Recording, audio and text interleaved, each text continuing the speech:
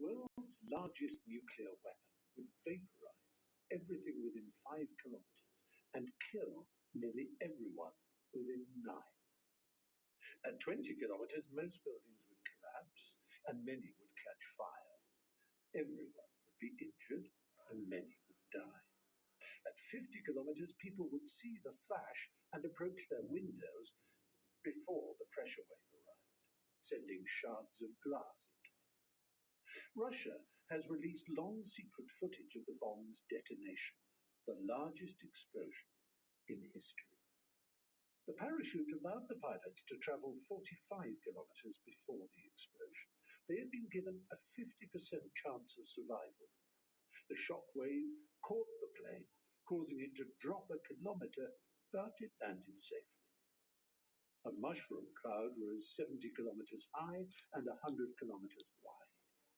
But far more dangerous weapons have now been deployed, and they raise the risk of a nuclear war that could suddenly end civilization. There are 15,000 nuclear weapons, mostly in the US and Russia.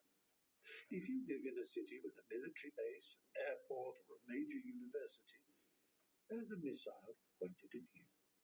A Trident submarine can carry 100 hydrogen bombs, 1,000 times more powerful than the Hiroshima bomb. And nowhere is safe. Even a war between India and Pakistan, two of the smallest nuclear powers, would threaten us all. Within 2 weeks, the smoke would spread around the Earth. And at an altitude of 30 kilometers, it never rains, so the smoke would remain for years, blocking the sun. Crops would be devastated, and it's estimated that 1 to 2 billion people would starve to death. In a war between the US and Russia, civilization would be destroyed, and any survivors would face a very dark, difficult world. Scientists warn that this nuclear winter could arrive suddenly, sparked by new nuclear weapons. In the 1980s, the public was very aware of this risk.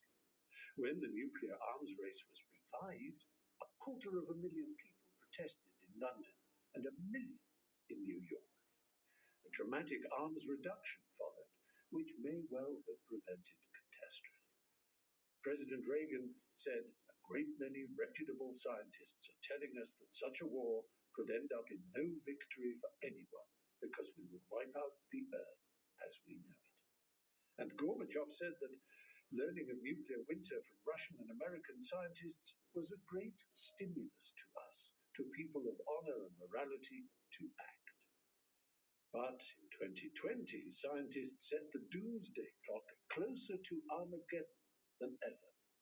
100 seconds to midnight. The power that mankind has generated is completely at variance with the seriousness with which it's understood. How else can we wake up the Democrats, the Republicans, the independents, the millionaires, the billionaires, the media owners who carry on their life as though they're on the Titanic, about ready to hit an iceberg, and they're not worried? And a new missile threatens to make up the time. The Tsar Bomba was all threat. It had to be carried by a plane and was too easily shot down. This new tactical nuclear missile is the polar opposite. It's designed less as a deterrent and more to be used. It makes the unthinkable thinkable.